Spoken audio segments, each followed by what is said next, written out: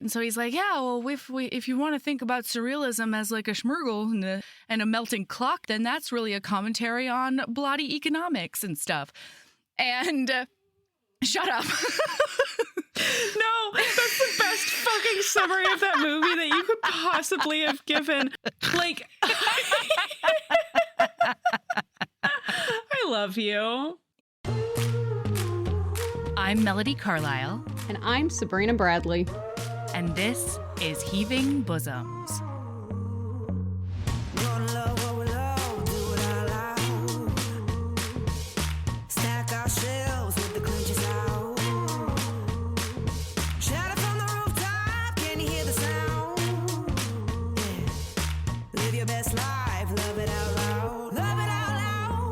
This is the podcast where best friends recap romance novels and other kissing media that makes us swoon, snark, and refills our cups.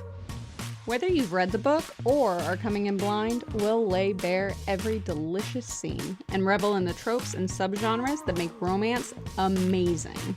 All right, listener, strap in and strap on.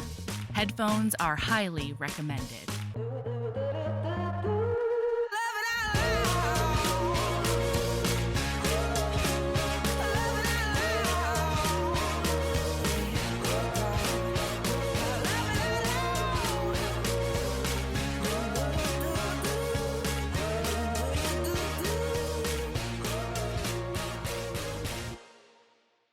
Hey, Sabrina, can I tell you about how I prepared for Girls' Weekend? Oh my God. Yes. I needed to clean my whole house. And it wasn't specifically for Girls' Weekend. I also just needed to clean my whole house because everybody is out of the house. And I can really just tear it up in here, you know? Yeah. But here's the thing. When I go on a cleaning tear, especially if there's like an event nearby in the timeline, it's really helpful to have Michael around to be like, oh, hey, Do you really need to? Looks like you've been cleaning those baseboards for 3 hours. Do you really think, are the baseboards like the priority right now? And I'll go, oh no, I've done a hyperfocus. And then I will switch gears and clean something that people actually notice / is dirty. Here's the thing, everyone. I'm going to guess you didn't do that this time around since Michael is, in fact, nowhere to be found. I didn't have a Michael, okay? So cleaning my house at some point entailed getting out that magic eraser and seeing that the risers on all of my stairs were scuffed to high heaven, okay? There was shit stair everywhere. Risers, Mel. The stair risers, it gets worse. I got that magic eraser and ooh, I was putting that elbow grease into it. And then I realized, well, the caulk looks really shitty too. Like everything looks so. I'm sorry. The caulk. Yep. It took me. I was like, yep. The caulk looks really bad, and like there's a crack here, and like, oh no, that chipped a little bit. You did not re-caulk anything. Not only, I repainted the entire stairwell. Stop it! And then I re-caulked the entire stairwell. And then I found spots on the walls that needed caulk. And then I found baseboards that really just should have been repainted forever ago. And then I looked over at one of the walls of my kitchen because I needed to hang up a new plant hanger because that was a really important thing to do in cleaning times. And I realized, wait a second, it looks like that section of wall of my kitchen isn't even the same white as the rest of my kitchen. Shut up. You did not repaint that wall. How did that get by the contractors? And so I did repaint that whole wall. Where did you find the time? I went to bed at like 2. So Thursday night you went to bed at 2 a.m.? Yeah, and I might have gone to bed at around midnight the night before. Oh my good golly, Miss Molly. I did a big ol', neurodivergent hyperfocus. Somebody needs to take the caulk away from you. I used an entire tube of caulk. An entire tube of caulk. All right. And then I noticed some baseboards on my second floor that really need caulking. And I did realize, no, I need to go pick up the ladies. And also, I haven't even made the guest bed yet. I cannot with you. I do love you dearly. I've never felt more seen by something that you've done in my entire life. And that's the thing about our friends, too, is that all I had to do was be like, hey, guess what happened? Yeah, and they were just like, I have a beautiful stairwell, but your bed is not made. So, like, I will do that after we get home. Yeah. They understand. Yeah, they understand. They were like, our friends are also equally but differently neurodivergent from us. So it's fine. They're just like, wow, your stairwell looks great. I'm so proud of you. I'm so glad that you did this in time for me to visit. It really makes a huge difference on my enjoyment of your house. But like the best part is like with no sarcasm. They're like, legitimately, now that you have brought it to my attention, wow, I am so grateful that's really that you beautiful. recaulked and repainted the entire stairwell for me. So that's how I kicked off Girls Weekend. It's fine. I'm not sure how I did it. Mm-hmm. I went from having 4 boxes of things just kind of sitting out in my craft room. Mm-hmm. I now have 11. No. Mm-hmm. I don't know how. I guess they've been making babies while I wasn't. They're paying really attention. sneaky. They're sneaky little fuckers, literally. That's so many. That's almost 3 times as many. I know. That is so much box. Oh my gosh. Well, you know what? We are in good company with one of our neurodivergent kings. Yeah, fuck yeah, we are. And his name's Daniel. That anxious puppy. Rex. And Rex, that anxious puppy. Not anxious, but Rex has his own differently shit. neurodivergent puppy. Yes, differently neurodivergent puppy. Yeah, I guess Daniel's a little bit more of a mentally ill puppy. Yeah, maybe it's more of a neurosis, than a neurodivergence. Yeah. But that's okay, because same. I mean, yeah, frankly. also got that. Yeah. Okay, so when we left off, they had just gotten in a big giant fight. We're assholes. By the way, I realized we left off on the fight. Yeah? Guess what my first note is? What? On the next chapter?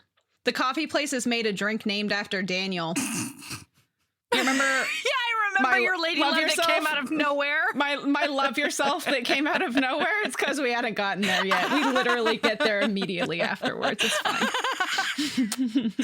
Call back, listener. Go listen to the end of last week's episode. Hey, this is part 2, y'all. Anyway. Okay, so Daniel wakes up and he needs to get to this conference, but he needs fuel to get there. So he stops at the coffee place in town, and Marjorie, I think her name is, he's like, can I please have my biggest Americano with 3 shots of espresso or something like that? It's 3 shots of espresso in a large coffee. In a large coffee. Yeah. Yeah. Mm-hmm. I think it's called a red eye.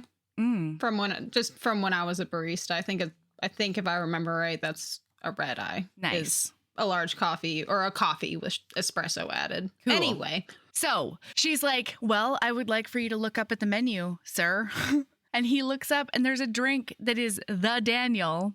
And it's coffee with 3 shots of espresso in it. And it's the cutest. And so she forces him to order the Daniel. The Daniel. She will not make it for him unless he orders it by name. And he just caves immediately. And then well, not quite immediately. He's like, that's fair. Can I get... And she's like, what is it you're ordering? I can't quite hear you. What? Yeah. Because she's a chaos gremlin and I love her. But this is when Leo pops up. Leo is, remember, the child who turns out to be not a child because he's 18 years old. Which is still a child. Let's be clear, it's still a child. Still a child. And we have a couple of good talks, actually, because Daniel ends up talking with Ginger. And she's like, you hurt Rex's feelings. Because, like, the reason he's upset is he wants to be the one you think of when you need help fixing something. In the same way, like, who are you going to call if you need a tattoo? Me. Yeah, and if you called anybody else, would I be mad? Mm-hmm. And if you refuse to get the tattoo, like, what the fuck? Or what if I needed a copy edit? Yeah. I'm going to call you. And because I can copy edit, but you're better. Uh-huh. And that's what's going on here. And Daniel suddenly goes, oh shit. I understand now. I'm an Ginger, asshole. why are you so brilliant? Because to be clear, Ginger, I don't know what Daniel would not function without Ginger. No. Frankly. No, he needs Ginger to translate the world for him sometimes. Yes. Which, like, I feel that on a neurodivergent level. Absolutely. Absolutely. Yeah. So we're at the conference. Daniel is not like nothing crazy important happens except the lady that he was super excited to watch the panel of goes like fucking completely off her rocker. Yep. And she works at Temple. Mm-hmm. And then the other thing is that a really cute other grad student who he's hooked up with a few times at different conferences does a little friendly hit on him. And he says, actually, I'm seeing someone. Oh, you are? Who's your boyfriend, I ask you, Daniel? Uh-huh. Yeah.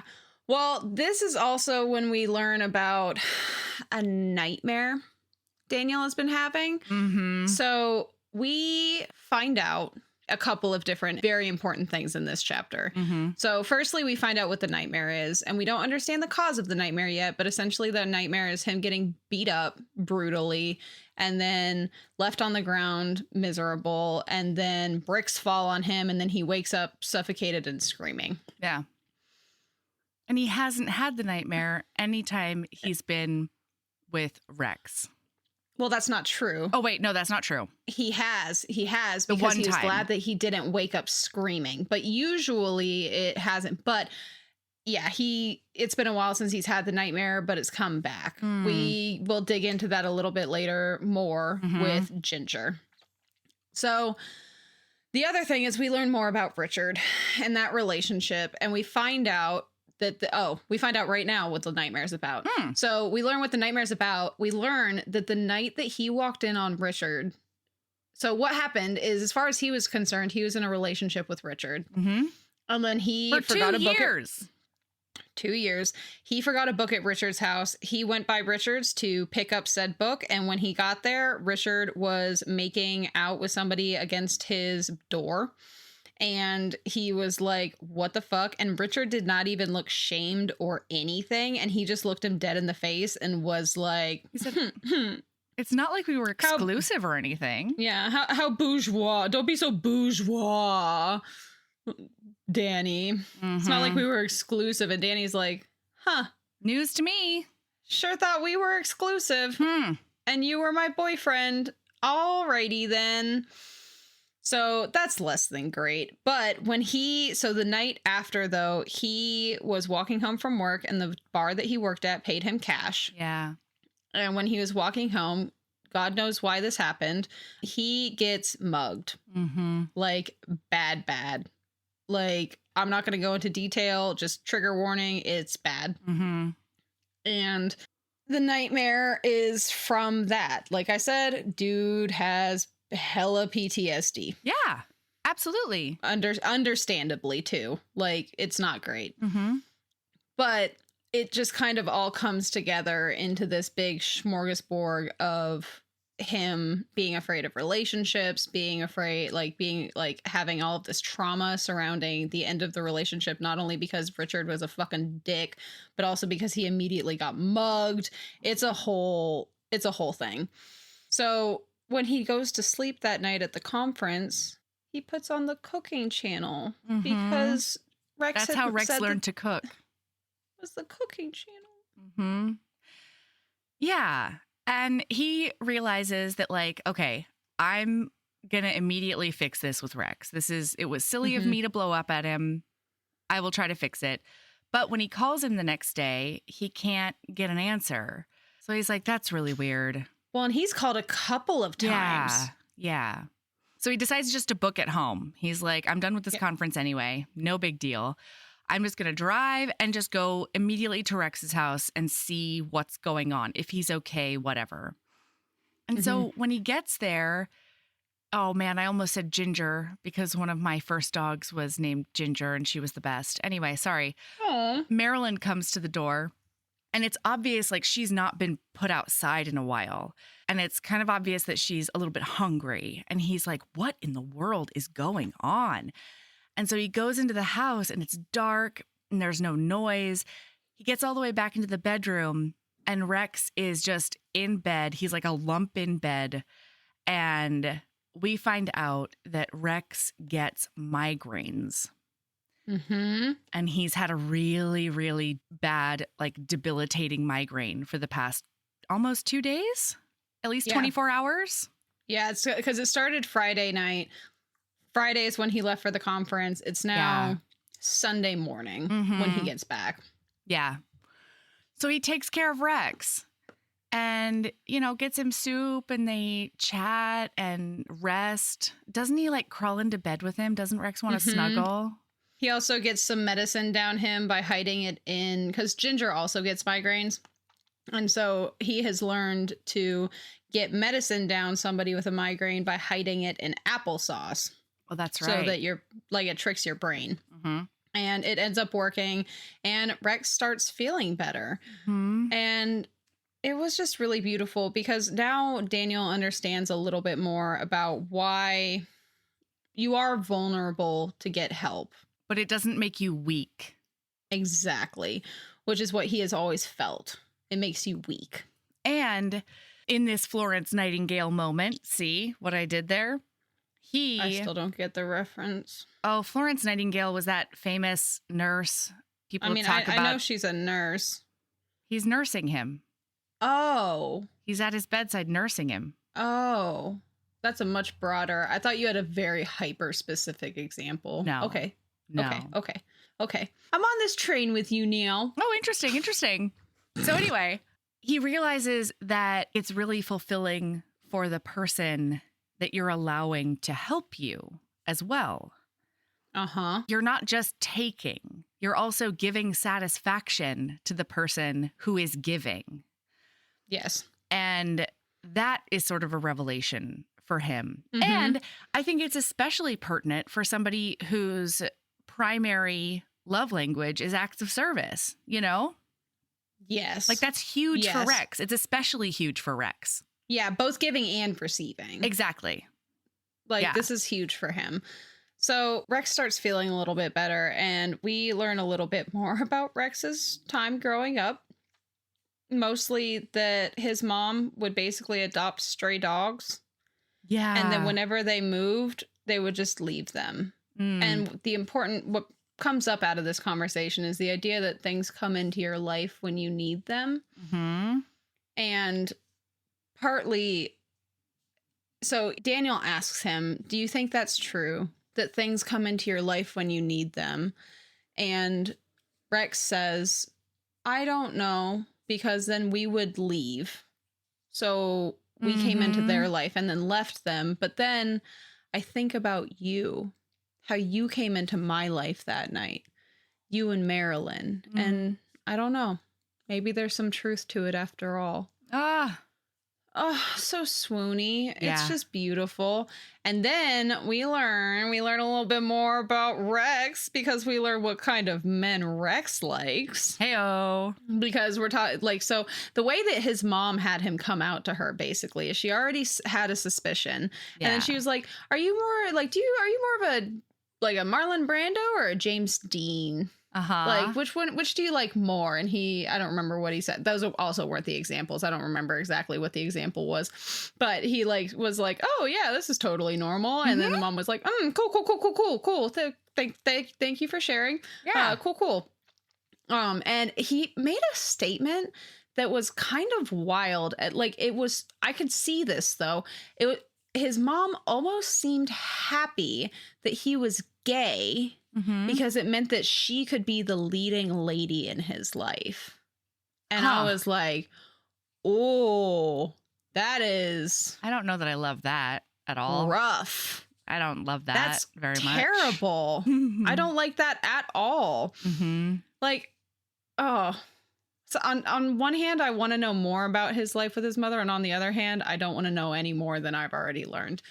Yeah, But there's a piece of me that's like, it wasn't completely a tragedy that she But it's died not of natural great. causes when he was 16. well, yeah, until we find out about how she dies and all of that situation. I mean, of course, That was- like, no, it is a big, big tragedy. no, I know, but it's but like not specifically the completely terrible. circumstances surrounding it are terrible. Yeah, absolutely. But we do find out though, because Daniel asks him, what kind of man do you like? Do you like do you want a James Dean or a Gregory Peck? Mhm. And Rex says, I always had a thing for Montgomery Clift. He was the nice guy who got a bad rap. Handsome, but smart too. Maybe even a little bit complicated. He runs his thumb over my cheekbone, and I can't help but wonder if that's what he sees when he looks at me. Complicated? Mm. But too complicated? And I was like, oh, Daniel, don't take this my on love. yourself again. No. Yeah. You already have enough neuroses, my friend. Mm-hmm. Just let it rest. Let them take a nap. Yeah. That's not going to happen. That's especially not going to happen because the next thing that happens while they're snuggling on the couch is somebody opens the door Holy into the fuck dark balls. cabin and yells out, "Get your ass out here and fuck me. Hello, Rex Roth." Yikes. Will, come on, Will. Why are you like this?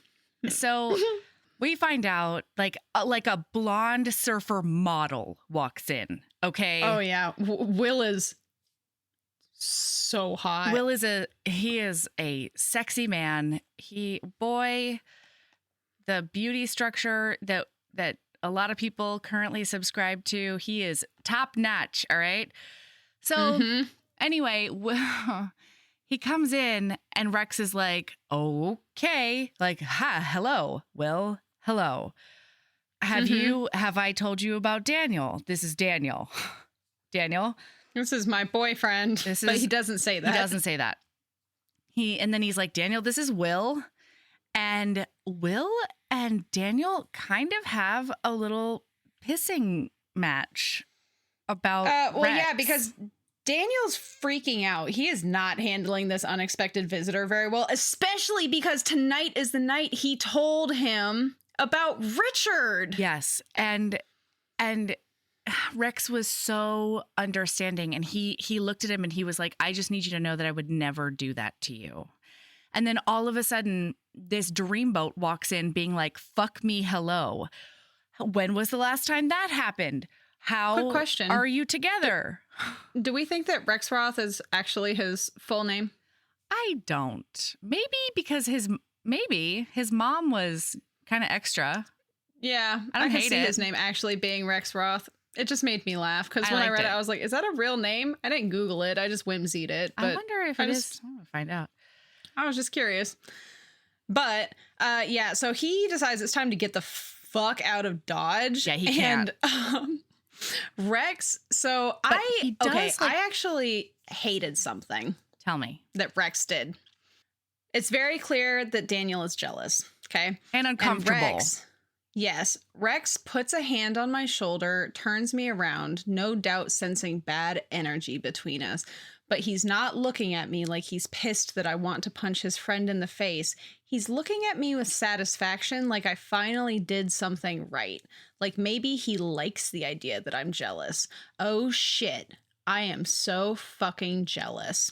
Mm-hmm. Maybe this is because I'm poly, Maybe. but I fucking hated that. I Mhm. was like, Rex, you fucking sit your happy ass down. How fucking dare. I was so angry on Daniel's behalf in this moment. I guess why? Like what damage does it do to Daniel? I have an issue with being happy that the person that you're interested in you is like jealous and uncomfortable because of a miscommunication. Yeah. Yes. I have a problem with that. I have a problem with seeming happy about that. Okay. That's what I have an issue with. Okay. All right. And if it had been resolved in that moment, I don't think I would have even clocked it. But because it was left this way, partially because Daniel's like basically pees on Rex by kissing him and being hard. like, and he's like, I'll see you later. And he just fucks off. Yeah. Okay. Because we know about Rex and like the fact that everybody he's ever loved abandons him in some way. Yes. It makes a metric fuck ton of sense that this guy who's not good at using his words is showing him that he cares. Contextually, she's so mad.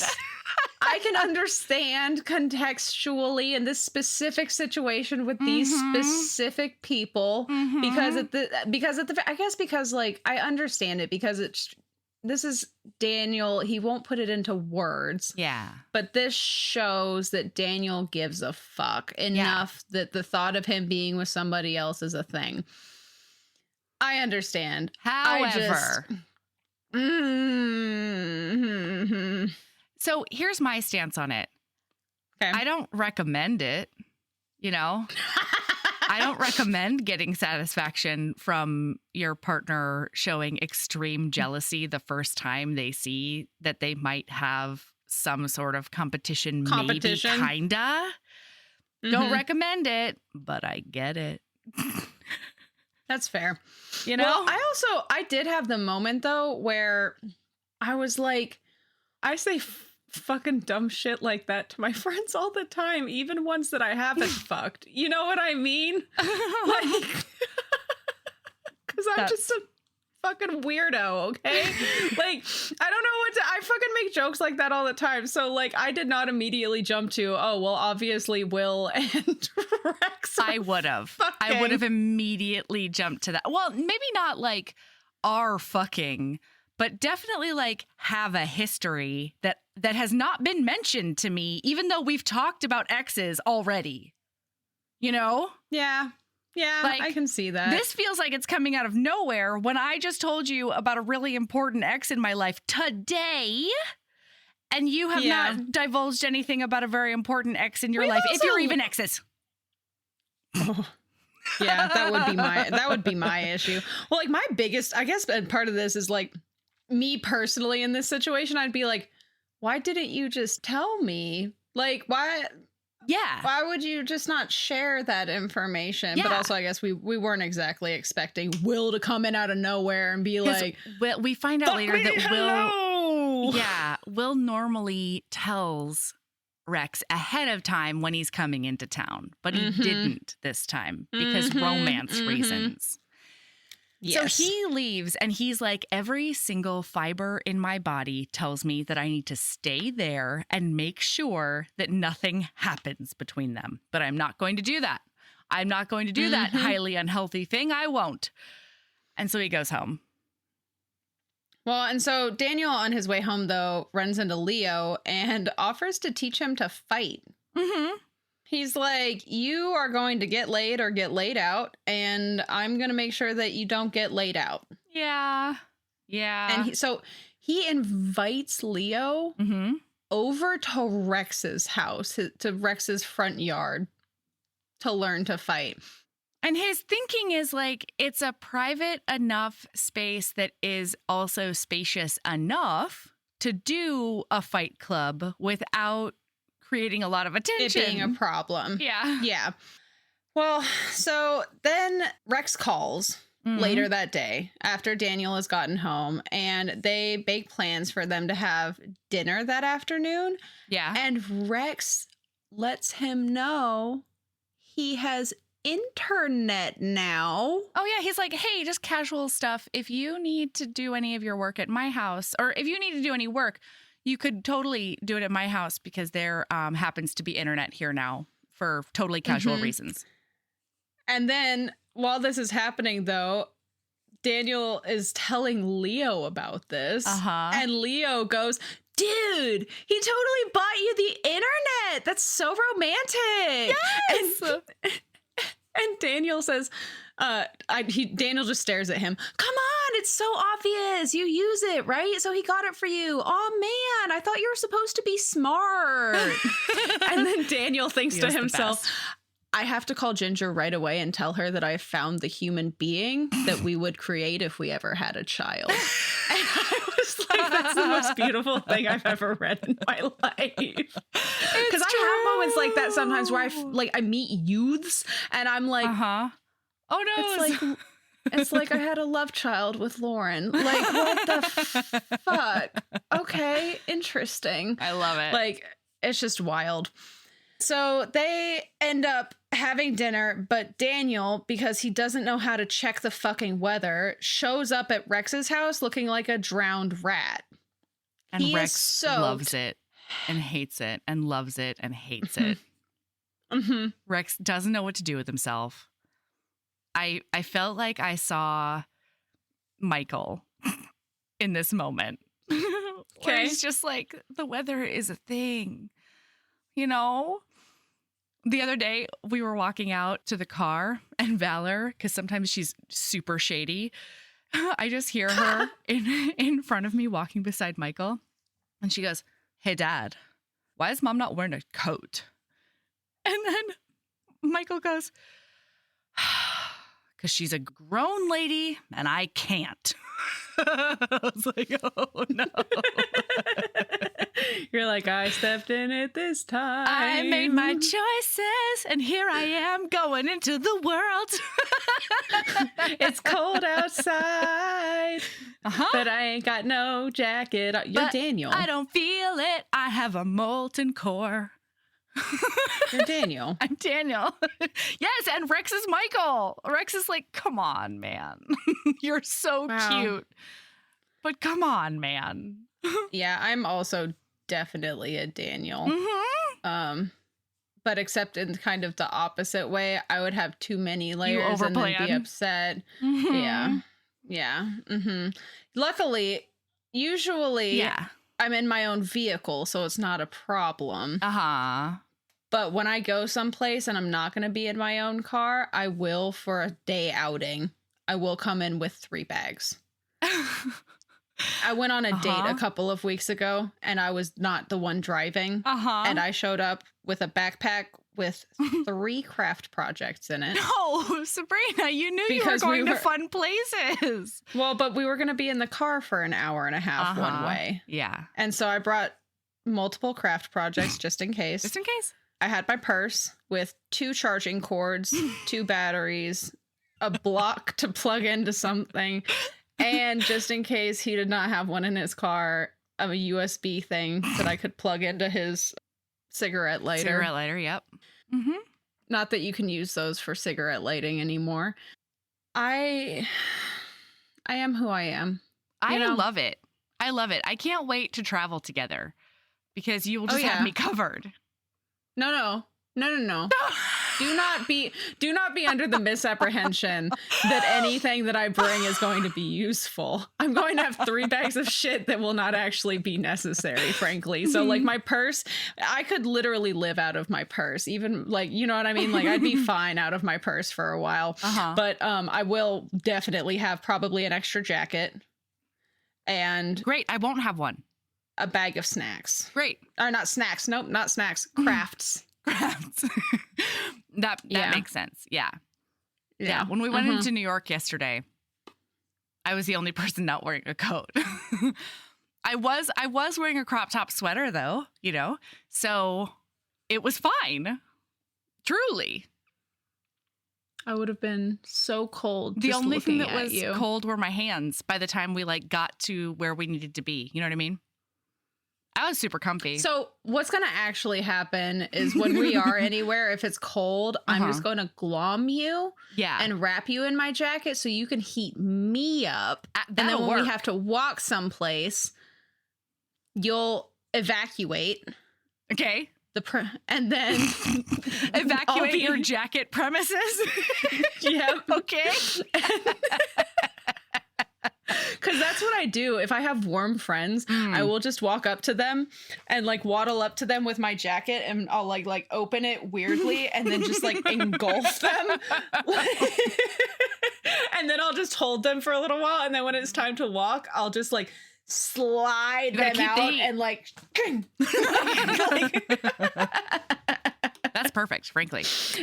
Any hoodles. Yeah. So So Rex like guess cooks what? for It's him. time for some hot shower sex. Yeah, then they have a shower and they do shower sex. Whoa. Wow, It's good. But then we find out that Rex actually ended up in Holiday because Jamie was from around here. No, Will.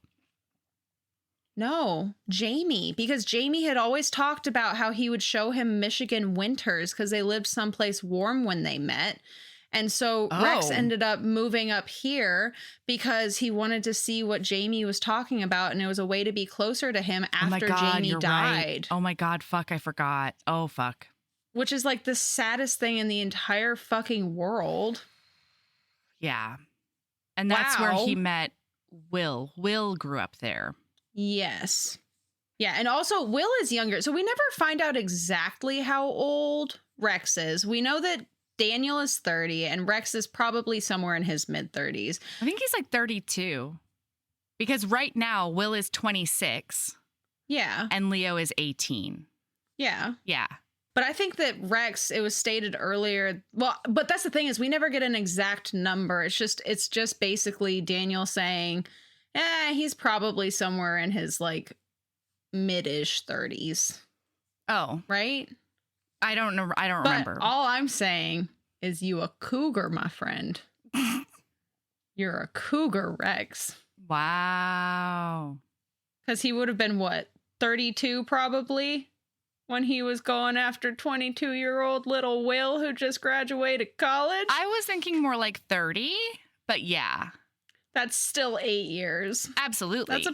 That's a pretty big difference when you're 22. Oh, it's a huge difference when you're 22, except, and here I am, I'm being a Rex apologist again. Hello there, I'm a Rex apologist.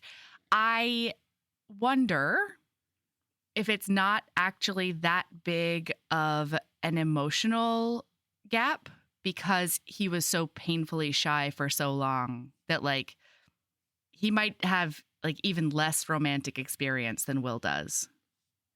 You know? Oh, yeah. I 1000% believe that because we don't even find out. I don't think that there was anybody between Jamie and Will. I don't think so. Yeah.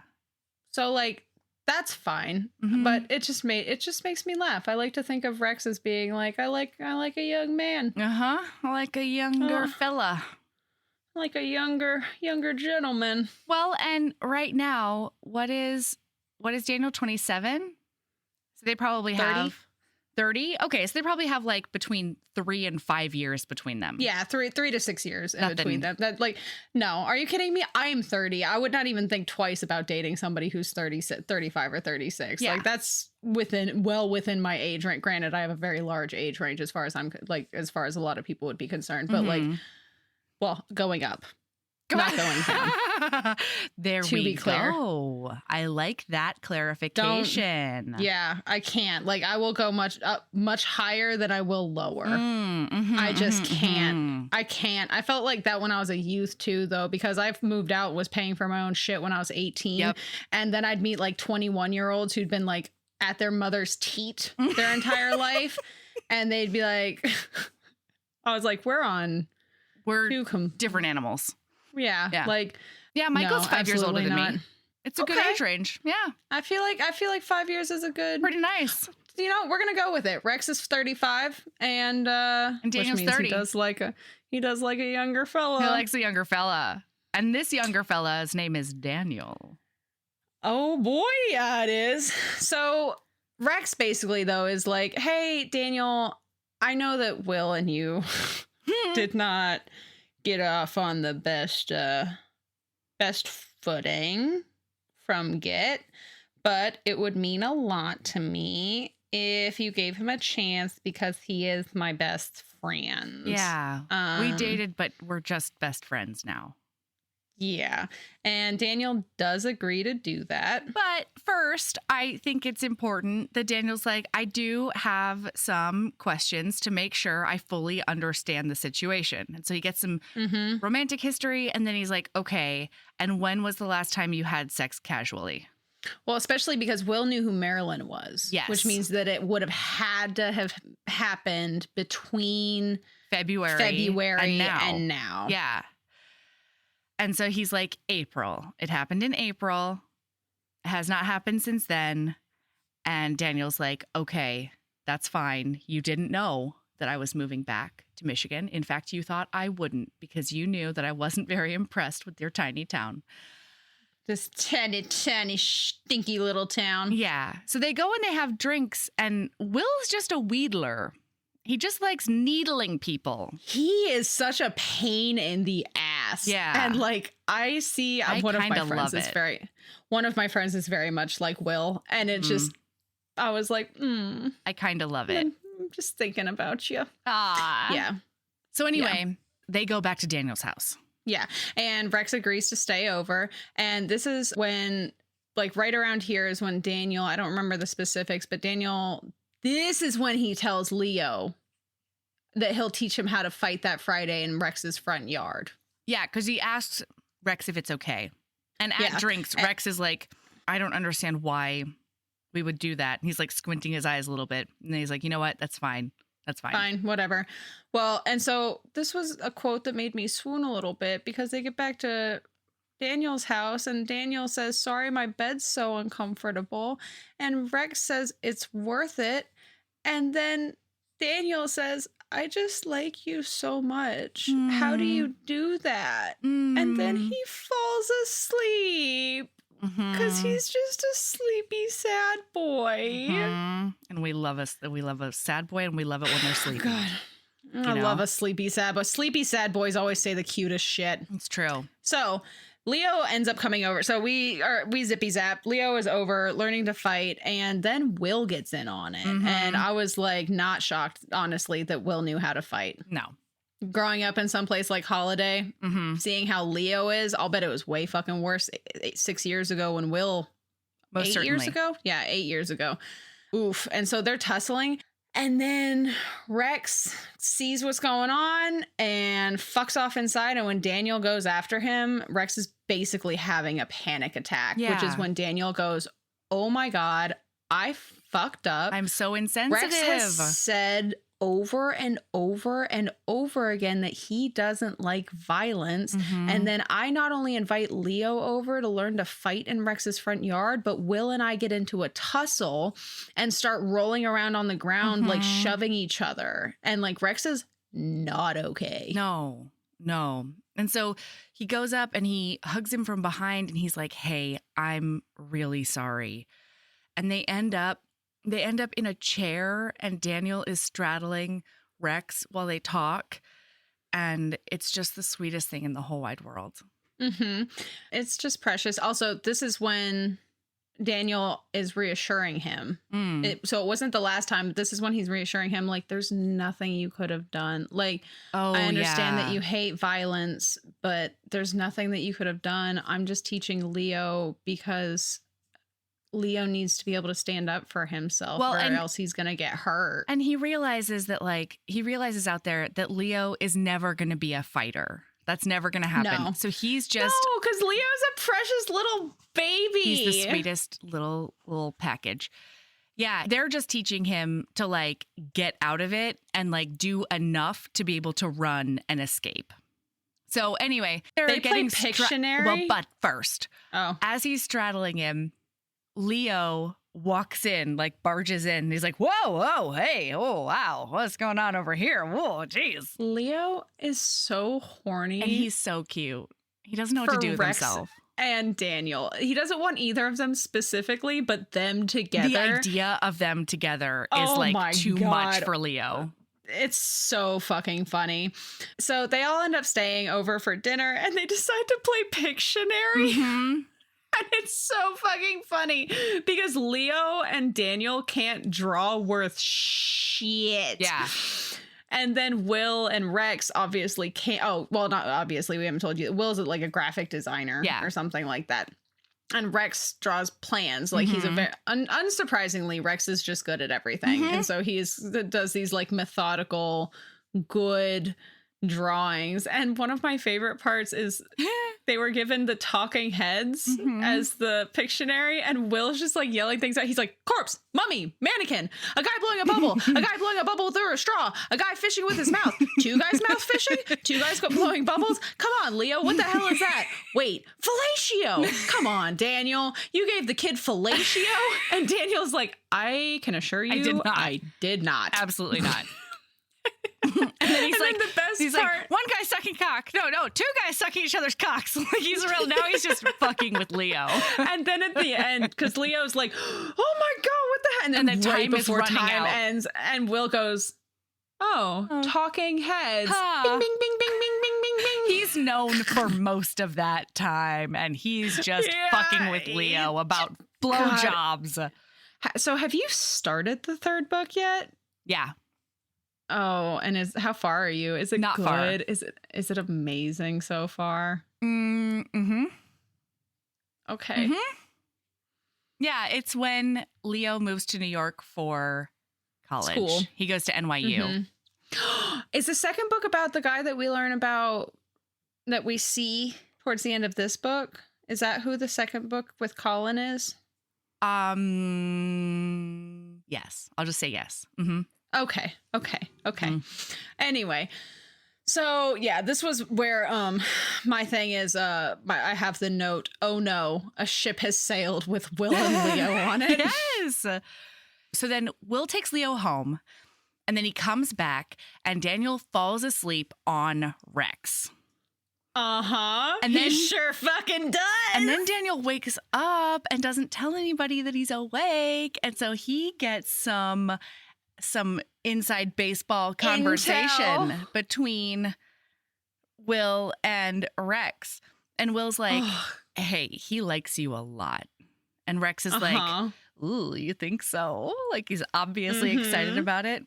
And Will's like, yeah, but is he going to stay? Isn't that important to you that he stays? And we find out later that the biggest reason that Will and Rex broke up is because Will wanted to leave and Rex did not. So I think that part of this is like, this is just a sign. So this isn't a huge plot point at the end. It's not like they end up moving or not moving, right? So because the book doesn't go all the way through that.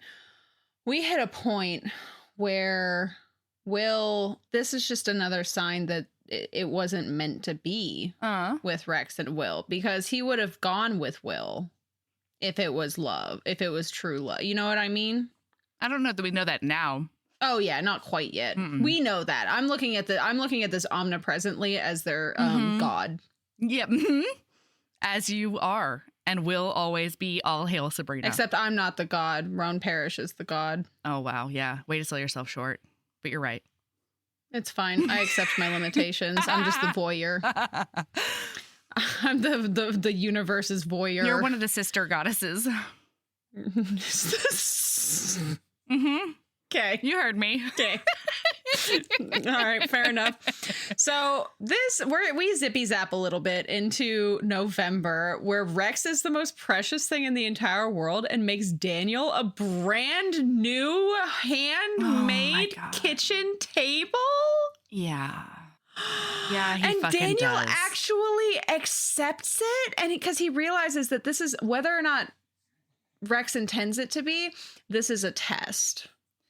Yeah, and I think that it's sort of like Daniel's test for himself too, because they've been it's been an active conversation of being like, this is when I help you and you accept it, and then you get to help me and I accept it. Their communication is really lovely. God, it's in this top book. notch. Yeah, God damn it. Yeah, it's really good. It's beautiful. But Daniel realizes that he's never done anything nice in return, or he thinks he needs to do something nice in return, right? And so he decides to go get him some records because Rex really loves records. Mm-hmm. Well, when he goes to the record store, oh my God, we have to talk about the fucking record store. He shows up at the record store and Leo is there. And this is absolutely a small town music store. There's a bunch of old fucking instruments that are beat up to hell. Yep. There's like sections of music and stuff like that. But then there's literally just a section that's like Ms. Pinnacle's music. What? And it's the old lady who lives upstairs right. who died. And I couldn't think of her actual name. Yeah. But like, it's just like all of the music that her kids didn't want that now is its own section at the fucking music store. And like, there's a whole section of cassettes only. It's a whole thing. So he goes and Leo's like trying to help him. And he's like, what are you looking for? And he's like, well, Rex really likes records. And as they're talking, Leo totally undercuts Daniel. And he's like, he made trees into a kitchen table with his hands. And what you want to get him are records that you don't even know that he likes the music genre. What are you doing? That's not romantic, Daniel. Leo is such a romantic. Daniel, Leo's right. Oh, but he keeps trying to give Daniel advice based on what his 16-year-old sister feels. Which is just so fucking funny. It's adorable. But so what he ends up doing is he takes him out to dinner at this like fun, tasty place. And then he knows that he's a movie Rex guy. really likes old movies, and they apparently have a film series of old movies at the university. And so they go to watch this old French film from the 70s, like a surrealist film. Yeah. And it starts and it's full of like subtitles and all of those things. And he notices that Rex is looking at him a bunch out of the corner of sort his of like eye. looking over at him. And then Rex like tries to like cop a feel a tiny bit. And Daniel's like, nope, like, not here. Nope. Nope, because we're in the basement of my workplace. We're not doing that here. Well, things are going amazing, but then it immediately goes to hell because of a miscommunication, because they basically start getting into a fight because Rex doesn't want to explain why it was such a problem. Because like basically Daniel's like, no, Rex doesn't say anything. Daniel says, you didn't like it. And Rex is like, no, I didn't not like it. That's not what's going on. And Daniel is getting more and more anxious. And so he's trying to he's like, okay, well but people get really. I didn't mean that Rex was actively hiding something. It's not like he was like keeping this a secret. Like Rex is not in the wrong here. Daniel fully spirals. I don't think that Daniel's in the wrong either, though. I don't either. He's trying to figure out why Rex's mood feels funny. And Rex is like, it doesn't feel funny. And he's like, that's not true. And so as he's trying to figure out what's going on, and he's sort of like grasping at straws, right? And so he's like, yeah, well, if you want to think about surrealism as like a schmurgle and a melting clock, then that's really a commentary on bloody economics and stuff. And shut up. No, that's the best fucking summary of that movie that you could possibly have given. Like, I love you. And then as Rex like doesn't super like react or engage in the conversation, Daniel starts thinking about all the times that his family has been like, you are just a stuffy, stuck up academic who's too smart for your own good and like doesn't even want to hang out with us anymore. And all you want to do is talk with your big words and like make us feel bad about ourselves. And so he is trying to explain that like he doesn't mind if Rex didn't like the movie because he didn't necessarily even like the movie. He's just like, you know, talking about it because it's the thing that they just consumed and it's a thing they can talk about. And like he's going and going and going and going. And then finally Rex is like, I didn't not like it. I didn't understand it. And Daniel is like, oh, well, yeah, I mean, but it's a surrealist film. Like it's not really meant to be like, you know, understood. And then Rex is like, no, Daniel, come on. I couldn't read the subtitles fast enough. And so I don't know what was said at all. And this is when we find out that Rex is severely dyslexic. Yeah. And he always has been, but because they moved all the time, he never had the chance to learn how to cope with his dyslexia. Nobody noticed. Or yeah, because he was moving all the time. And like his mom didn't notice because by the time that he was getting report cards showing that his grades were tanking, he was already moving again. Yeah. Which I feel like when you move that often, I feel like doesn't CPS step in at some point? They're don't your transcripts get sent? You know what I mean? Like something happens. Like I always have a lot of questions. Oh, I do have one quote though. So we did not say this, but on their first date ever, when they got food, they both ordered something and ended up not liking it and switching because Rex doesn't like artichokes and he got the artichoke chicken pasta, and Daniel doesn't like chicken marsala but ordered that because it was the first thing he saw on the menu because he was too like obsessed with Rex. It's pathetic, Daniel. I ordered the special when we went to dinner the first time without hearing what it was because I could barely keep my dick in my pants, much less concentrate on reading with you sitting right next to me with your hair and those goddamned eyes. I couldn't even think. It's a big swoon. And they're so cute. And I love this moment because he was like, well, Rex, I ordered the chicken marsala because I couldn't handle your big manly muscles and your burliness and you're sexy and you're sweet. And so I just like pointed at the menu and I said that thing. And it's something I don't even like. It was so funny because I remember thinking that in the first place. I was like, Rex, why would you? I understood why Daniel did what he did, but like, Rex, it's literally in the name that there's artichokes. Why would you order the artichoke pasta if you don't like artichokes? And like, now it makes so much sense. Yeah. Oh my God, makes so much sense as we continue with this book. Exactly. So that's why the note only had the cab number on it, because he was worried that he would misspell something or switch letters around in front of a professor that he thinks is really cute.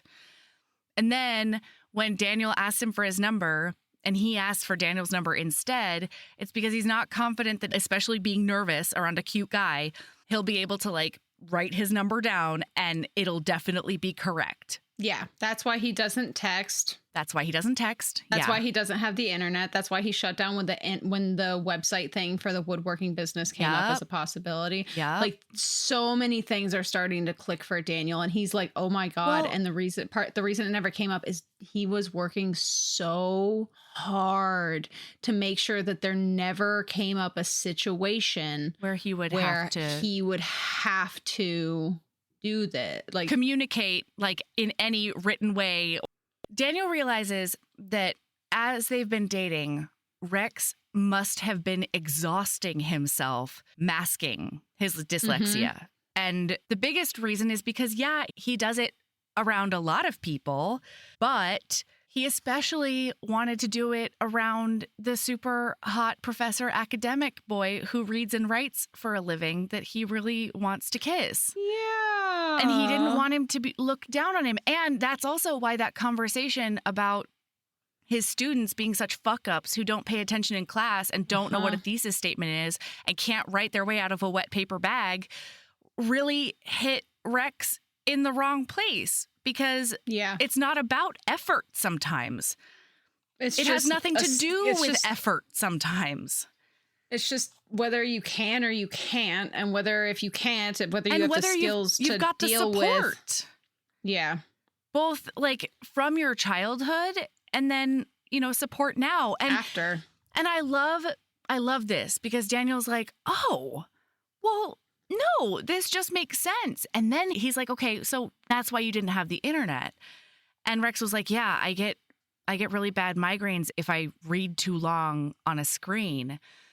And so he's like, oh shit, is that why you got the migraine when I was at the conference? And he was like, yeah, I tried to look up a bunch of stuff about websites and I was trying to figure out, different market research and all this stuff.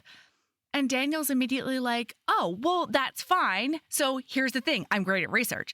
So I can get you a bunch of stuff and I could even print it out for you at the place because it's free for me to print it at the university. And if you need me to, I could even go through it and read it all and then just give you the Cliff's Notes of what we think is important.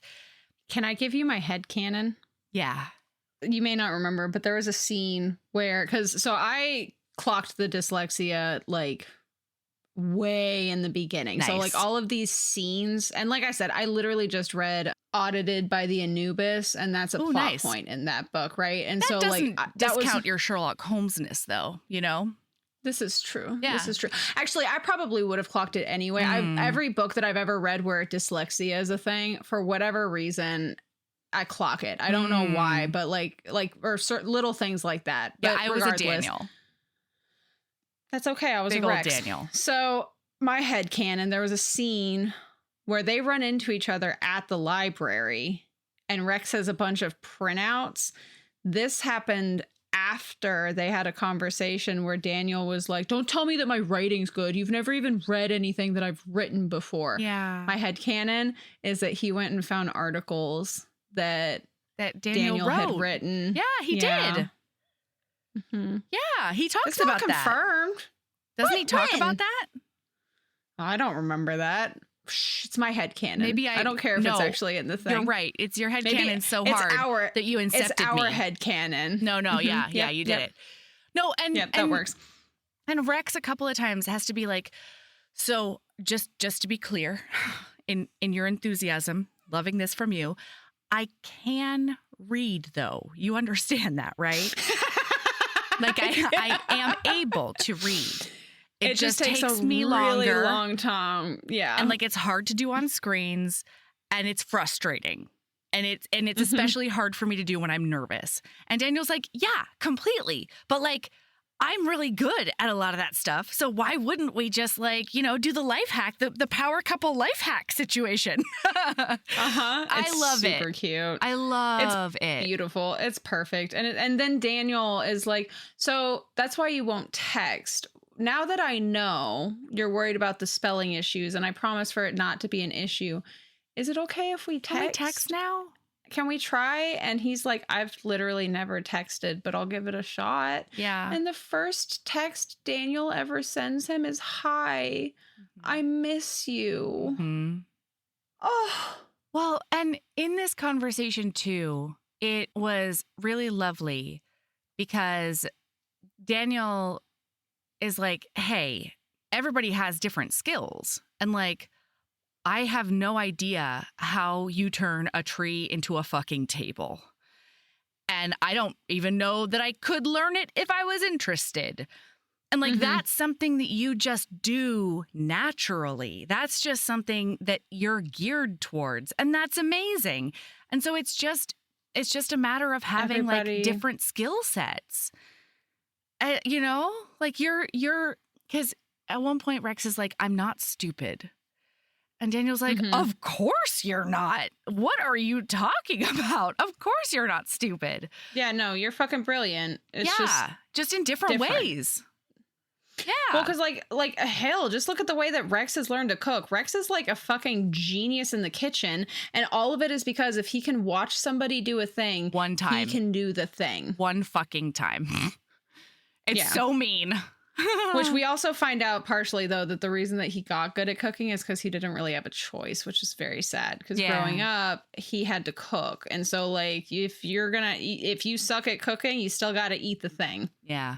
Boy, don't I know it. That kind of sucks. Which leads to one of my favorite ongoing things throughout the entire book, which is how fucking bad Daniel is at cooking. Yeah. So we skipped a couple of things. And so I'm taking us back to one of my favorite scenes in the entire book, which is the next morning after the fight about the dyslexia stuff. Daniel tries to make breakfast for Rex in bed, and he burns the toast. Oh yeah. And then he's like, "Oh shit," and all of these things. And as he just barely gets the plate together, and it's a fucking nightmare. It's so bad, literally. Like the eggs taste like death, and the toast tastes terrible. And Rex is ready to eat the whole thing, and Daniel's like, "No, well, let me taste it." And then he tastes it, and he's like, "Oh my god, this is fucking awful. Like, how did I fuck up eggs so bad?" You were gonna eat that?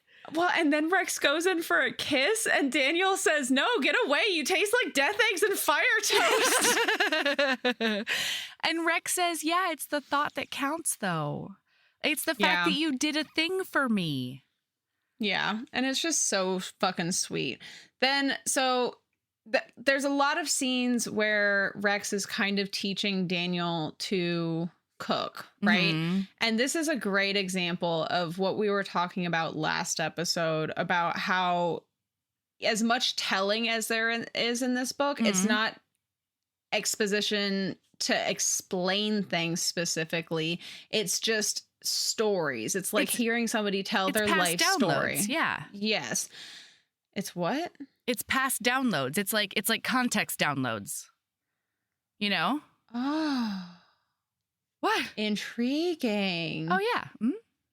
I like that. Yay.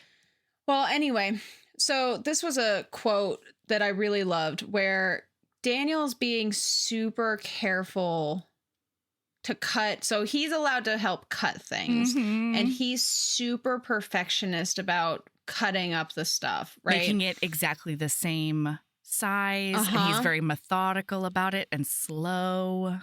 Mm-hmm. Yes. And the reason that he does it is because he's scared of not being okay or good enough. And Rex says to him, I've seen you try so hard to figure out what someone was thinking about you that your eyes about crossed. Oh my God. You're that thinking about line things hit me all in my brain the time. so hard. Mm-hmm. How people react to you. If they misinterpreted what you said, understood your joke. You're so used to feeling like you don't fit in that you're always trying to be one step ahead. Figure out which Daniel's called in for the situation. But you can't read people's minds, baby. You can't always figure out what's going to happen just by being smart. And even if you could, you shouldn't. You shouldn't have to try so hard to fit in because you're scared. I tense, but Rex's hand is gentle in my hair. I know. You're never scared, right? Just people are going to like you or they aren't. There's no sense in trying to change how you act to suit them. It'll just drive you crazy. And I was like, ow. Why did you just punch me in my stomach? I have scars there. I know. What the fuck? And but the fact that he's like, you can also just relax here. It doesn't matter how you cut the onion. I don't give a shit. Mm-hmm. I just love that you're cutting the onion for our dinner. Mm-hmm. It's like, it's gorgeous. Also, hello, everyone. Sorry. We're going to rewind a little bit because a very important thing happened after that dyslexia argument. Are you talking about the fact that they had sex and accidentally did it without a condom? Whoa, hey, wow, spoiler alert. No, I wasn't actually. I was going to talk about all the sex leading up to that and including that. Thank you very much. Okay. So they go to the bedroom. And you let me talk, madam? I just remembered which sex scene it is. Yeah! Go for it. Take the lead, baby. So they go to the bedroom and Daniel can feel something different in Rex. It feels like he's just trying so hard to be like a sensory octopus, you know, like, let me touch all of your erogenous zones at one time. And like, I'm going to lick your nipple and then I'm going to look into your eyes and make sure everything's good. And then I'm going to, you know, do all the things. And Daniel is like, oh, like, first of all, for the first time, he like coaxes Rex to slow down and calm down a little bit. And then he realizes that, like, in addition to Rex, like, doing all the work and topping and all the stuff that he's done in their sex before this, he wonders if Rex thinks that because of his dyslexia, one of the only things he can offer to a partner is his body. One of the only things he can contribute is his body. That's a sucker punch. Yeah. Oof. And so, like, goddamn.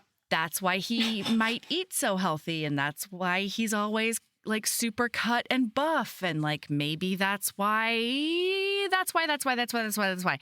And so Daniel is like, hey, I'm gonna take care of you tonight if that's what you want. And then Rex is like, wait, you want that? And he's like, yeah, I've fantasized about fucking you all the time, frankly. And Rex is like, well, nobody ever seems to want that from me. Like, you know, I'm so big and I'm so, you know, everybody just wants to be a big bear top, you know? And Daniel's like, oh no, not tonight. I take care of you tonight.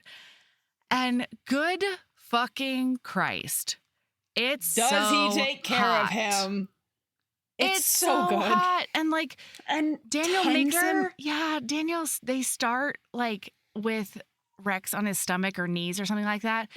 And then he pulls out and he's like, no, I need to be looking at you for this. And so Rex like gets on his back and it is the most connected, tender, yes, like just, like melding sex, you know? Like it feels like that cliche where like two people become one or whatever. Yes, that's exactly what it is. It's beautiful. It's gorgeous. And then they're like doing extra stuff after a while. They like do some pillow talk or whatever. They fall asleep and then they wake up in the middle of the night and now it's their turn. It's Rex's turn. Yeah. And he enters him up. Well, so wait, it's no, beautiful Daniel, and half sleepy. Daniel straddles him. He's like, get up here. And everybody is just too overwhelmed and tired and excited and bleary. And they just start having sex. And then oh my God, Daniel says something like he's going to fill me or something like that. Or no, so Rex comes and Daniel is like, oh my God. He can feel it. And then he's like, don't worry, I got tested before I moved here and you've been the only person since. And Rex is like, you have nothing to worry from me. And then Daniel really loves that he's going to be able to feel him the rest of the night. He's like, then no more condoms for us. We don't need that. I want to be as close to you as I possibly can be. And Rex like apologizes profusely. He's like, I did not mean to do that without asking you first. I'm so sorry. But don't worry. Guess what, friends? Now we have bareback times through the rest of the book. And it's great. It's bareback times. Hallelujah. Hallelujah. But anyway, so it was just wonderful. We're going to zippy zap back because I have one more quote after the fruit cutting situation. Yes. That is perfect because he says, like, you know that feeling I try to explain where it's Sunday night and you have school or work the next morning, but then it's a snow day and you don't have to go in? You feel like that. I feel like a natural disaster, he teases, but his gaze is intent. No, I say, forcing myself to say what I mean. A relief. You feel like a huge relief. And Rex says you feel like a relief too. You feel like yeah. OMG. And it's just so cute.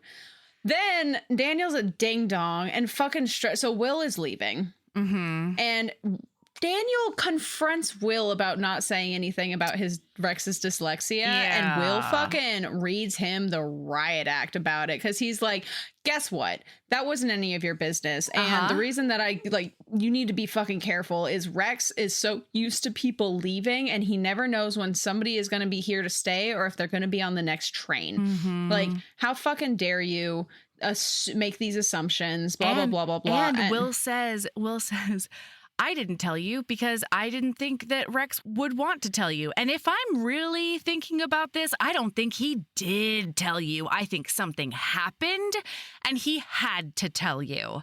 And Daniel's like, oh, he's so right. And I can't believe I even started this conversation because it absolutely wasn't his place to tell me about Rex's dyslexia and like, but I'm still so mad.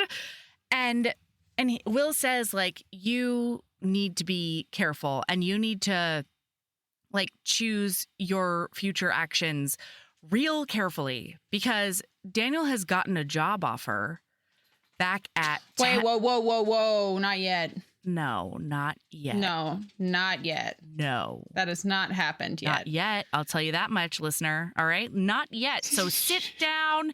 You put your pants back on, listener. You're jumping ahead in ways that are unfair to both me and Sabrina and Roan Parrish, if I'm being honest. I can't believe you just fucking gaslight shamed listener.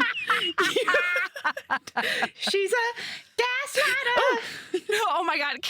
I was just talking about this to the gals, but one of my favorite things in the whole wide world is having Ember and Valor just like scream gaslighter out in our house.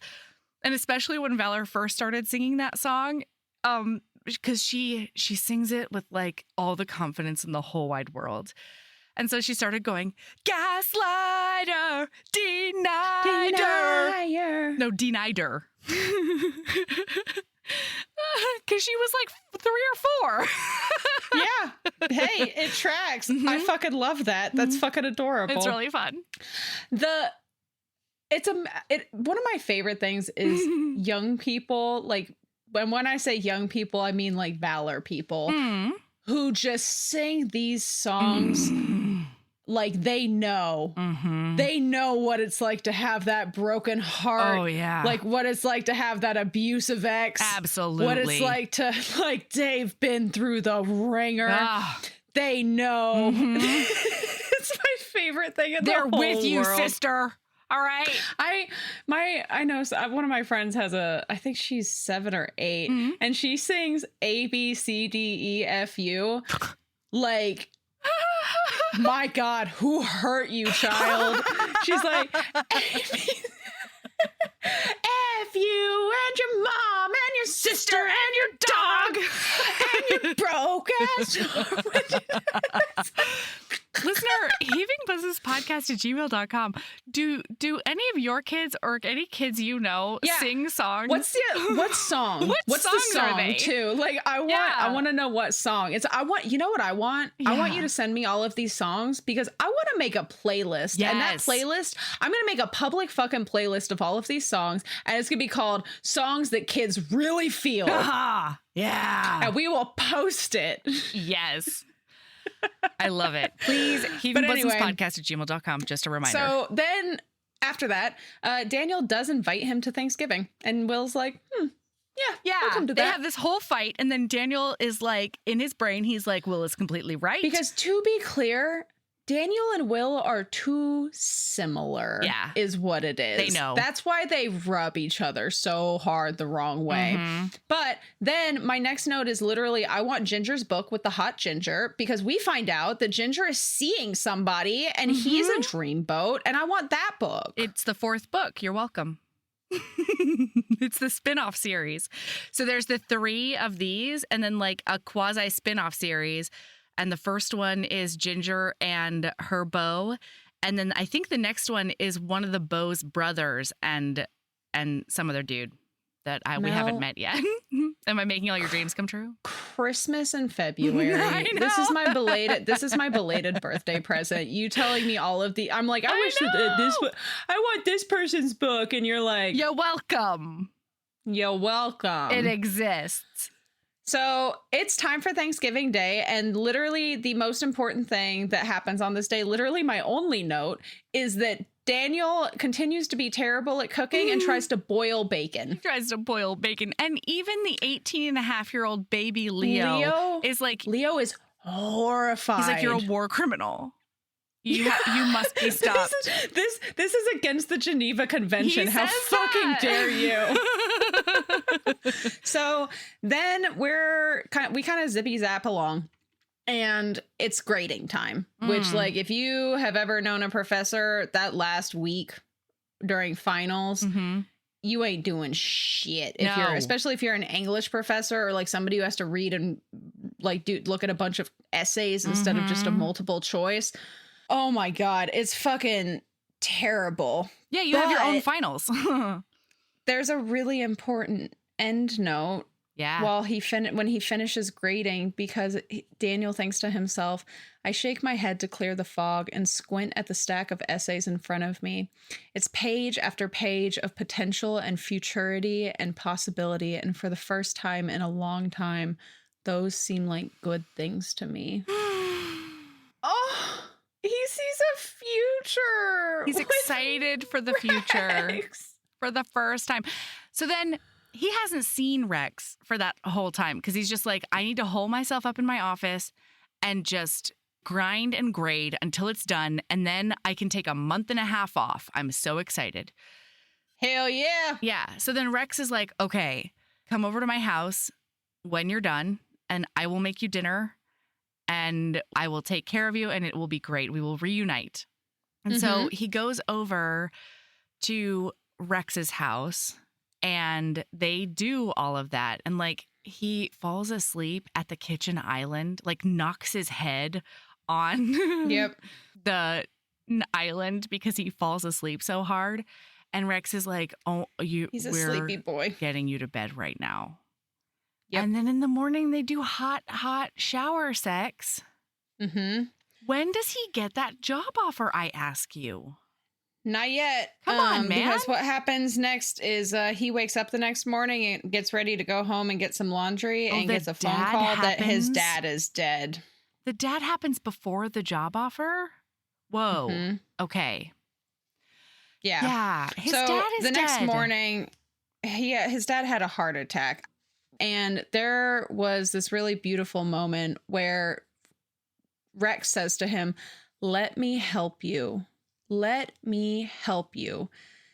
This is it. Wait. This is the moment that everything we've talked about has been leading to. Either I trust Rex enough to let him help me or I don't. Because Rex comes out and sees Daniel just standing at his dead car looking shell-shocked. And Rex is like, "What's wrong, Daniel?" And Daniel is just like, My dad is dead. I have to go home.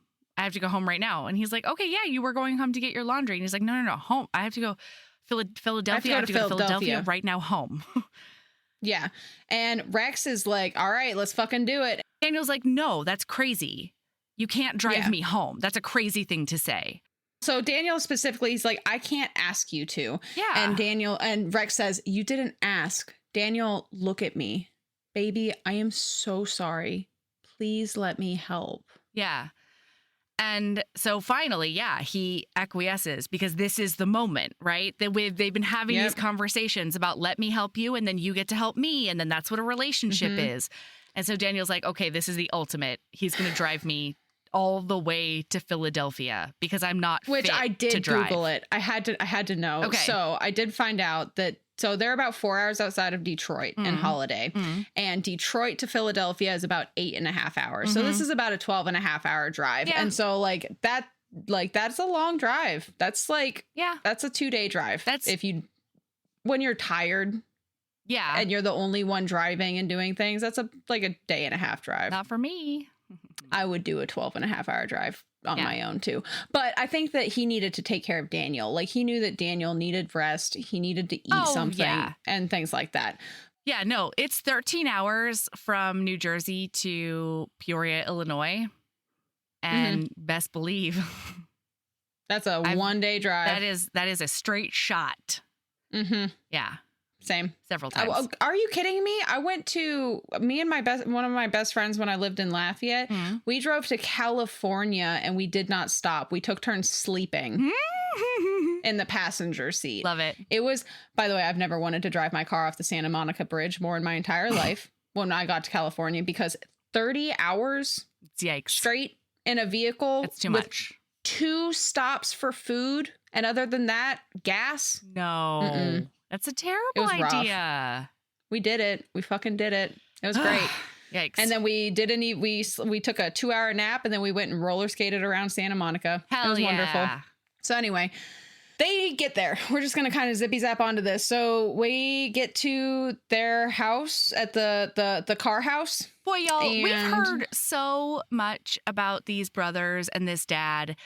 And like one of the biggest pictures that Daniel has painted for us about his family is that at his dad's house, everybody has like a recliner or like there's just like seats there for the 3 brothers and the dad. And they all have their designated spots where they watch sports ball and drink beer and drink a lot of beer. And sometimes Brian, one of the brothers, will throw empty cans at the TV and like all this stuff. And Daniel never fit there. And even when he would like try to enter that space and be like, this is something that I'm doing right now, none of them could really even be bothered to take their eyes off of the sports ball and acknowledge him, unless they were ridiculing him for being gay. Yeah. So, well, obviously. Yeah, I mean, sometimes there are priorities, Sabrina, okay? And that's one of theirs.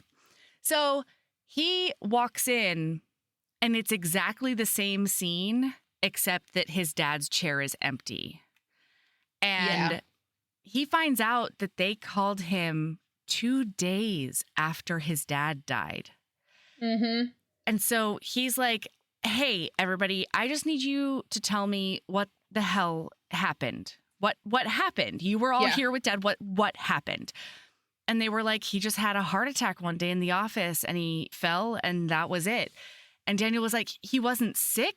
He wasn't acting different, like nothing. And that's when Colin decides to go for the jugular. And he's just like, what the fuck do you even care? You didn't even like him. You didn't even care about him. You fucking left. And they end up in this like shoving match. And Colin puts him all the way up against the wall. And none of the other brothers say a fucking word. They're just watching. Nope. But Rex does pull Colin off of him. Oh, Rex? Because Rex does the sexiest thing in the whole wide world. He like puts his hand on his arm and pulls him off of him like slightly even, like not even fully. And he's like, touch him again and I will end you. Like really low, almost like whispering it to him. Hoo-wee. And then Brian, for the first time, looks at, he's like, who the fuck are you? And then Rex like is quiet and looks over at Daniel to see what he should say. And Daniel's like, he's my boyfriend. That's the first time he said it out loud. Yeah. And it's gorgeous and tragic and awful. And so then he's like, can I help with like the funeral bullshit? And they're like, that's done. We went to Shady Vinny and, you know, there he's taking care of it. So he's like, okay, well, I guess I'll see you tomorrow at the funeral. Yep. Great. Good talk. Bye, fuckers. So he and Rex leave, and Rex very succinctly says, I'm not a fan of your brothers. And then they go to Ginger, and Ginger has the coolest fucking apartment in the entire fucking world. Yeah. And it's like super fantastic and cool and just like amazing. Because she has like art on the walls that she's traded tattoos for. She's got a whole ski like theme going on that's like a skeleton hand coming through the wall and it's fake hot cracks. It's so fun. Do you know, I would if somebody had taken me home today, if somebody took me home today and I walked into their apartment and it looked like this, I think I would just orgasm on the spot. Nice. I'd be like, well, that was fun. Thank you. You know who I imagine Ginger looks like? I imagine her, you might not know this person, but if you Google her, I think you're going to say I'm right. I imagine her as a very voluptuous, full-bodied Maggie Freeling. Maggie Freeling is like a journalist and, right? Maggie Freeling, but with like 30 or 40 pounds on her, you know? Oh, boy. Yeah. Sabrina almost can't function right now, and I understand. Who is this? She's a journalist. She does a lot of like wrongfully convicted projects. She mostly is a journalist in the true crime space, but right now she's also incredibly and I think really powerfully advocating for Palestine too.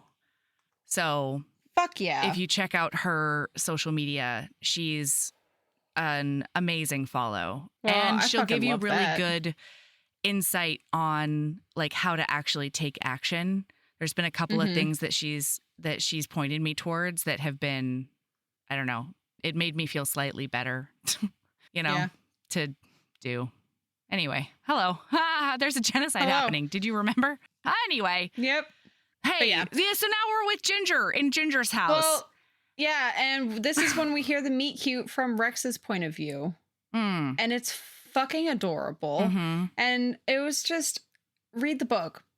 Read the book, because we watched the whole thing with Daniel being like, I am an anxious nerd who's like gangly and not good at anything. And like, I did almost kill a dog tonight and like everybody knows it. And meanwhile, Rex is just, he can't stop thinking about like this absolutely handsome, smart, sophisticated, sneakily tattooed guy who, like, I am binder clipping his pants, but really all I want to do is lavish him with my praise and tongue, you know? Yep. Mm-hmm. But I have to be a gentleman because he might have a head injury. Yep. So I'm going to kind of motor us through some of this funeral situation. It's it's a funeral. It's awful. Yeah. We go to the funeral and it's sad. Daniel is the only one not crying because he's just numb. Because essentially this is the this funeral hits it home that they were all a family and he just wasn't a part of it. Yeah. And so he's really struggling and he ends up walking away from everybody because he just needs a minute. And when he walks away. Well, wait, he notices that like everybody's crying, but Colin is like falling apart at the seams, crying the most, can't like barely stand up, can't function by himself. Yeah. And Colin walks off first. Yes. And so he disappears. Daniel needs a moment. So he goes and vomits in the bathroom. Yeah. And then just kind of goes wandering. And when he goes wandering, he finds this shed and he opens the door. He thinks he's going to take a minute alone. I'll just take a minute. And he sees Colin sobbing. And then he notices that Colin is sobbing in the arms of a man who is cradling him alone in this shed. Like Colin's got his face in this guy's neck. Sobbing hysterically. And this guy is like, I think one of his hands is like on the back of Colin's head. This is clearly an intimate embrace. This is not two bros reassuring each other and making each other feel better. This is an intimacy. And all hell breaks loose. Well, this was my favorite though. Yeah. And by favorite, I mean absolutely horrendous. But like, I don't know. I remember listening to this part of the audiobook. And every time I might go back and re-listen to this scene. Yeah. Because I was eyeball reading this. And like when I was reading it, I was like, damn, I bet this is coming across so powerfully in audio from Daniel's point of view. Yeah. What I liked about it, I think it would have been a really easy choice for Roan Parrish to make Daniel even remotely articulate in this moment. And they don't. Like, no. All Daniel can muster is, "You fucking liar." And then he launches himself at Colin and starts beating the fuck out of him. And all he can say is, "You fucking liar, you fucking liar." And there were a bunch of different, I don't remember if it's now or in like a later conversation or whatever, but I kept on wanting Daniel to say like, "You tortured me. My whole life from 13 on, you've relentlessly tortured me." But all he can say is, "You fucking liar." And I think maybe he says like, "How long have you known?" He tries to get Colin to tell him how long he's known he's gay. And Colin is just sobbing. And then the only thing he can muster after Rex. Also, the guy that was hugging Colin is just like a statue. Just standing there. He's not doing anything. He has no idea what to do. Does this scene get explained in their book? Yeah, it does. Okay. And yeah. It's okay. And then I'm so sorry, listener, real quick. The second book happens overlapping with this book. That's what I was going to say is it would have to. Yeah. Yeah, it overlaps this book and then goes further on in time. Like when Colin's book starts, Daniel's gone. And then it goes further on from where we see Daniel end. Anyway, so all Colin can say is, "Daniel, please don't tell them." And he's talking about his brothers. And then then Daniel is completely silent and he just nods once and then leaves with Rex following behind. Because Rex, the other guy was a statue. Rex came in and was like, oh, hey, here we go. I'm going to lift you up and take you off of your brother. Because also Colin's not fighting back at all. No. In this moment, no, Daniel's... He fights back a little bit because Daniel is bloodied and bruised and things like that. Okay. Later. All right, but not much. I remember that not from... much at all. Not much. Yeah. Because in his book, he's so surprised by this reaction from Daniel. Anyway, so then... I just got the audio book. Good. I hadn't gotten it quite yet, and then I was like, I'm getting the audio No, book. it's time. Yeah. So he goes out and like goes to Ginger and he's like, guess fucking what? And Ginger's like, look at that. Look at that. How interessante. So they spend a couple of days at Ginger's house, but then they end up back in Michigan. And intermittently, he gets like a call from his brother and he keeps on texting and calling Colin to be like, what the fuck, dude? Like, I really just need answers about how long you've known. And if it was for a long time, like, why you treated me like this? Were you so cruel to me? And this was when I wanted him to be like, why did you torture me? Because that's what happened. And like, he just, and Colin won't respond. And so finally he gets a call from Brian being like, hey, have you like seen or heard from Colin since the funeral? And Daniel's like, no. And they're like, us either. And this is when Daniel has a memory, a recovered memory of when he was younger, when he got home. Trigger warning. Big trigger warning for self-harm and potential suicide. Yeah, attempted suicide, yeah. So Daniel got home from school one day and his brother Colin was clearly drunk in his room and passed out. Had taken a bunch of pills. There was an empty pill bottle nearby. From when his father had back surgery. So he had forgotten. He had just wiped this memory from his brain. Yeah. And he did not remember it until this came up. And so now he's terrified. He's like, if nobody's heard from Colin him, kills himself. Yeah. What if he's done something absolutely horrible? So hilariously, this is when we get the call finally. Yeah. About Temple. Cool beans. There you go, Mel. Thanks, man. You wanna take it from here? Oh, really? Me? Is it my moment? It's your moment. You've been trying to have this moment for so. Wouldn't it be fucked up if I was like, so yeah, let me tell you all about. No, it wouldn't be fucked up, but it would be funny though. So, okay. So Daniel gets a call, and when he was at that conference, the lady who melted down and was like, academia blows and it's for stupid heads. She was the one who worked at Temple, and he really admired her work up until that point. And then he was like, oh my God, don't meet your heroes because yikes. And when he gets this call, it's because her job is available now. Yeah. Someone needs to fill her job. This is why, like, she was going up for tenure this year. And do not go wing it hungover at a conference. She's obviously in her own special circle of hell. Like, there's something going on with her. God. You know? Yikes. She's having a Candace moment. She is. She's having a Candy moment. That's exactly right. Yeah. So he's like, oh, God. Okay. So Temple, this is everything I would ever want coming true. I could go and move back and be close to Ginger. And like, this is wild. Okay. But then he remembers what Will told him about everybody leaving Rex and the fact that Rex like basically doesn't think he's good enough for anybody to stay with him. And how they broke up because Will was leaving.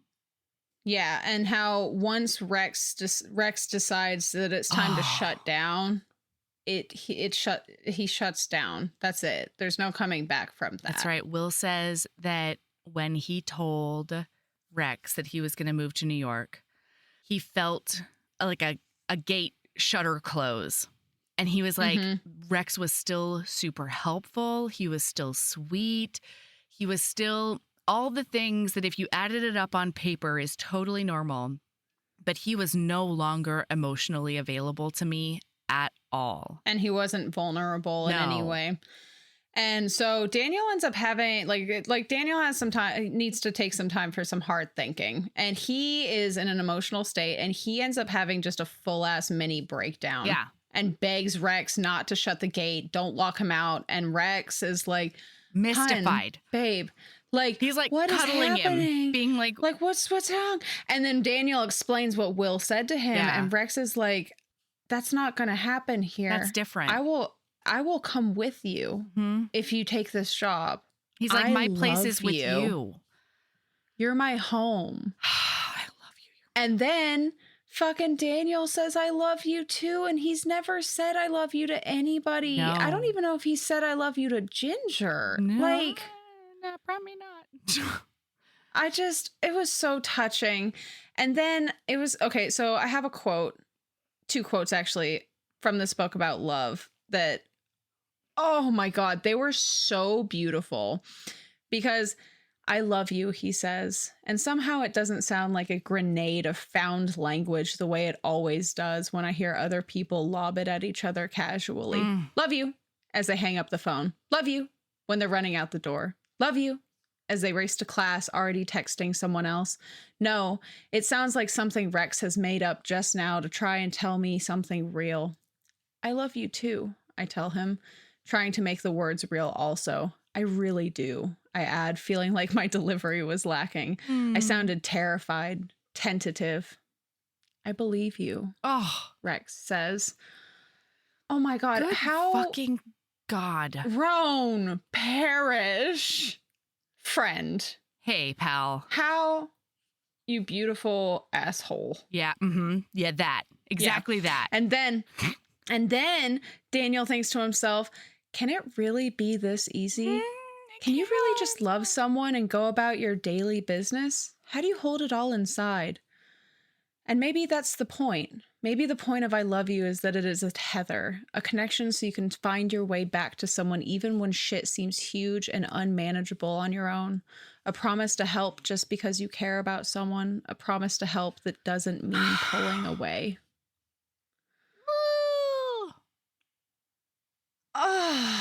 So that's they're together now. Kind of it.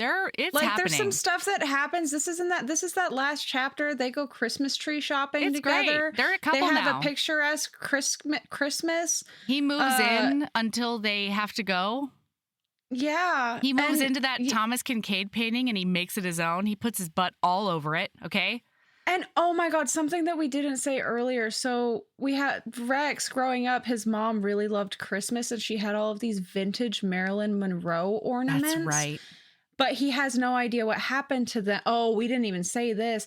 So when Jamie died back in the Gap, he left town before he could get charged essentially for the surgeries for his appendix and all that. Oh, yeah. And he went to find his mom. And when he gets to where his mom should be, she's already died from cancer, pancreatic cancer. Yeah. And he had no idea. And so a lot of the things, like he got her records, but things like her ornaments and stuff, no idea what happened to them. And so for Christmas, Daniel got Rex a bunch of ornaments, like vintage old Marilyn movie star Monroe ornaments. I think there's a James Dean in there, maybe. And it's like the most beautiful thing in the whole world. Because they're perfect for each other. Oh my God. And that's that. That's it. in the middle of somewhere, y'all. Yeah. It was so good. Yes, it was. And I'm like almost mad about it. If you made it, and God, you fucking pegged me so hard, Melody. You pegged me so hard. You were like, you're not going to be able to put this puppy down. No. You're not going to be able to. If you start this book, your schedule better be clear. Well, guess the fuck what? It's not. Nope.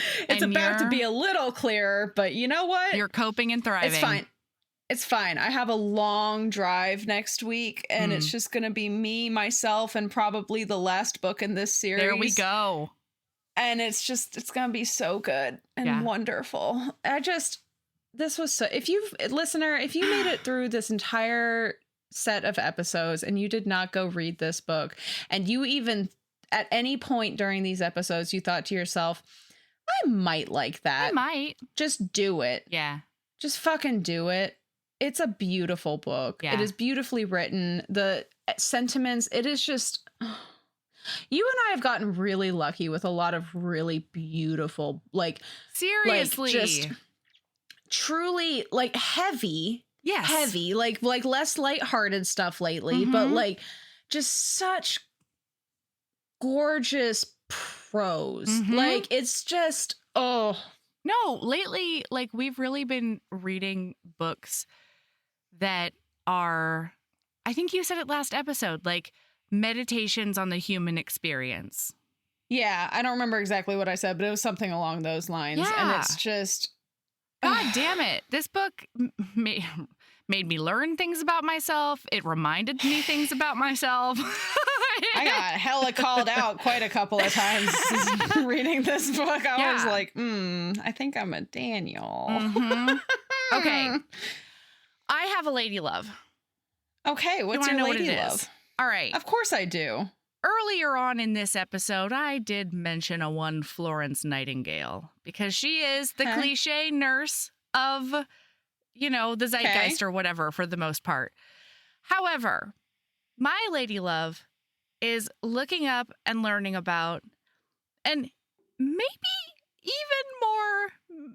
definitely, for sure, even more impressive nurse in the same exact time period. And her she never called herself a nurse, but that's basically what she did. Her name was Mary Seacole. She was born in Jamaica to a Creole mother, and she was a Black woman. She was a businesswoman. She was a medical person.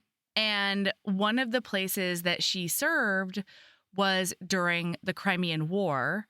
And she met and knew Florence Nightingale and wanted to join like that nursing team.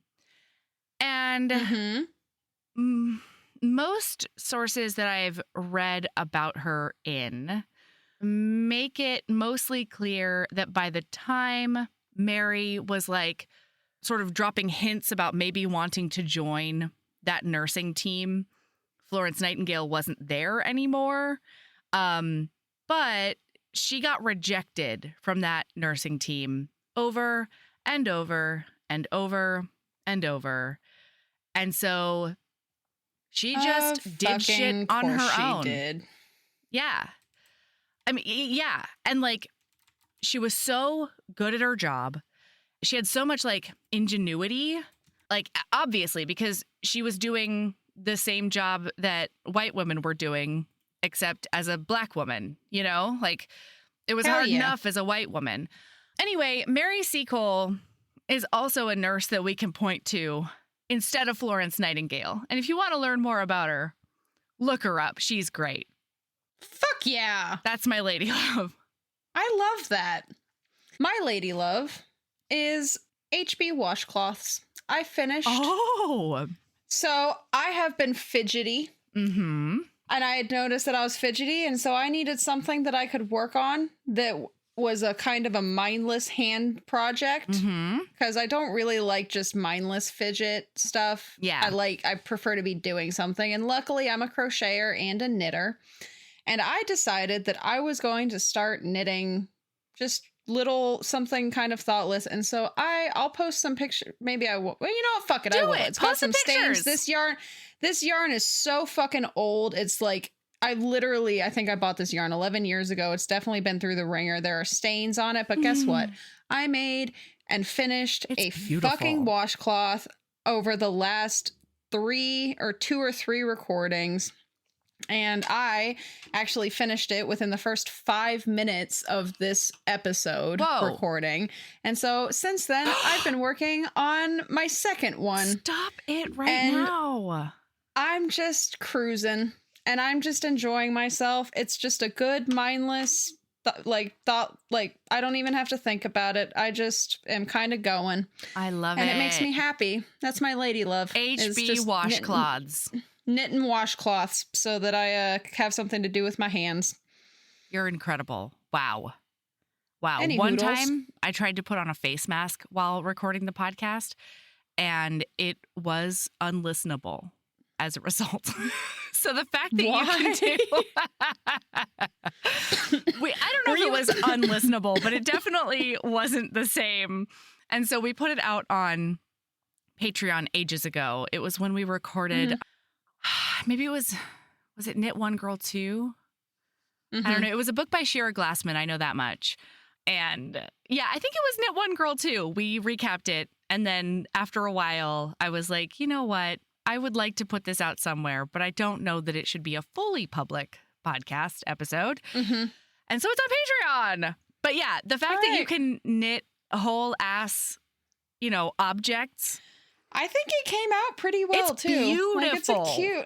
It's super cute. I would have that in my house. It's so good. Yeah. Yeah. All right. Well, anyway, keep being a badass. You know what? Keep being a badass and love yourself as much as you love being vulnerable enough to let somebody help you. Yeah. Yeah. That's it. It absolutely is. Okay. Bye, listener. Bye.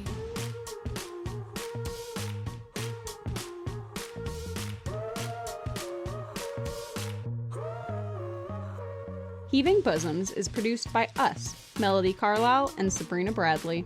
Editing is done by Melody Carlisle. Our theme music is by the incredible singer-songwriter Brittany Fonts, and our art is by ultra-talented author Kate Pryor.